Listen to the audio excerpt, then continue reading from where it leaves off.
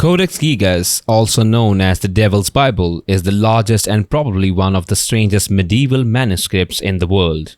Dark legends surround the tome, and its origins and the full-page portrait of the devil increases its air of mystery. But what is the manuscript really about? The Devil's Bible is famous for two features: its size and the unique representation of the devil. The codex became known as Codex Gigas, giant book, due to its immensity. It is so large that it took more than 160 animal skins to make it, and it is so heavy that 2 people are needed to lift it. It measures 36 inches tall, 20 inches wide, and almost 9 inches thick. It weighs 165 pounds. Legendary origins of the Codex Gigas.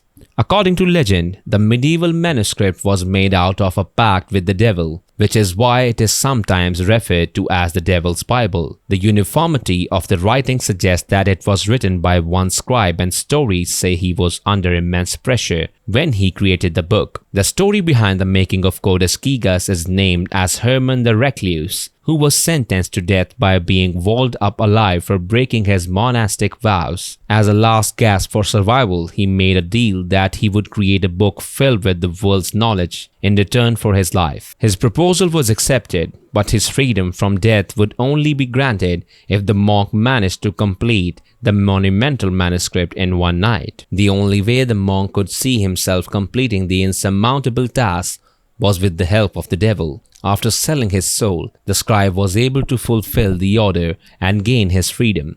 The legend claims that this pact was the devil can explain why the Prince of Darkness is depicted in such a prominent way in the Codex. However, it is known where this legend started, and it is suspected that it was religiously propagated. How was the Codex Gigas actually made? Although the story of a pact with the devil is rather far-fetched, analysis of the level and uniformity of the Latin text thus suggests that it was written by just one scribe. That person may not have been Herman the Recluse, but it was likely a 13th century monk who lived in Bohemia, a part of modern Czech Republic. According to the National Geographic, it would take one person working continuously day and night 5 years to recreate the contents of Codex Gigas by hand. Therefore, realistically, it would have taken at least 25 years for the scribe to create the codex from scratch. Yet all this time, the writing retained an incredible uniformity with start to finish. This may be the source of the legend which says that the monk wrote it in just one day.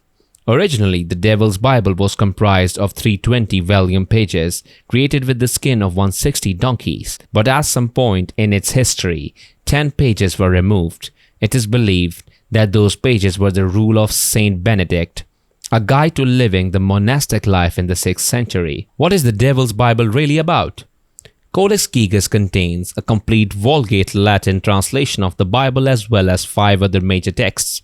It begins with the Old Testament and continues with the Antiquities of the Jews by Flavius Josephus, a collection of medical works of Hippocrates, Theophilus, and others, the New Testament, and the Chronicle of Bohemia by Cosmas of Prague, the first history of Bohemia. Smaller texts are also included in the manuscript, with the most famous ones including writings on exorcism, magic, formulas, and calendar, with the list of saints and Bohemian people of interest, and the days on which they were honored. As an illuminated manuscript, there are illustrations and decoration found throughout the Codex Gigas.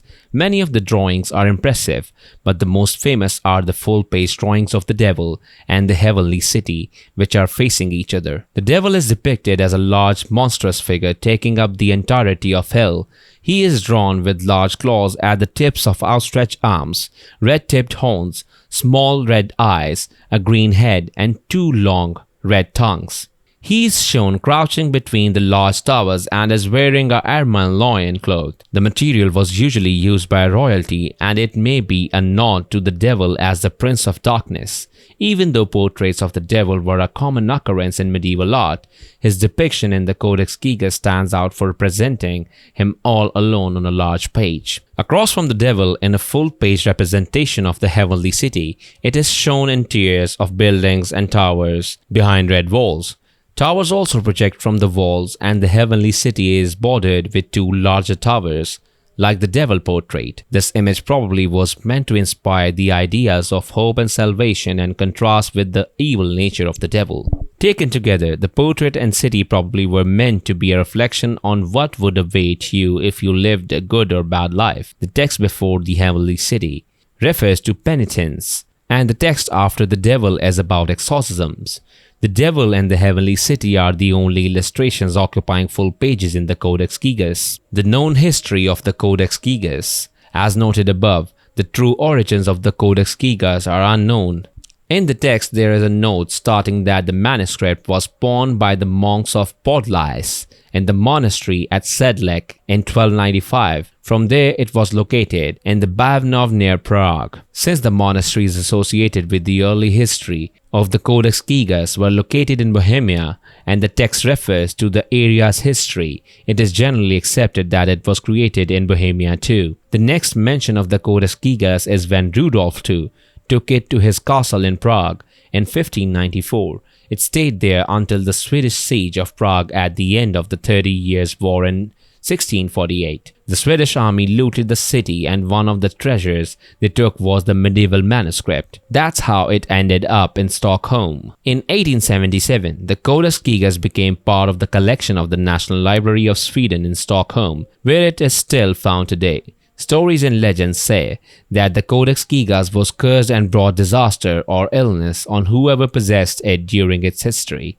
Fortunately, the National Library appears immune to the curse of the Codex. Anyone in Sweden should pay a visit to see the Codex Gigas, and those who can't see it in person can view the digital pages of the Devil's Bible online. Do not be afraid. It is quite safe to read so-called Devil's Bible.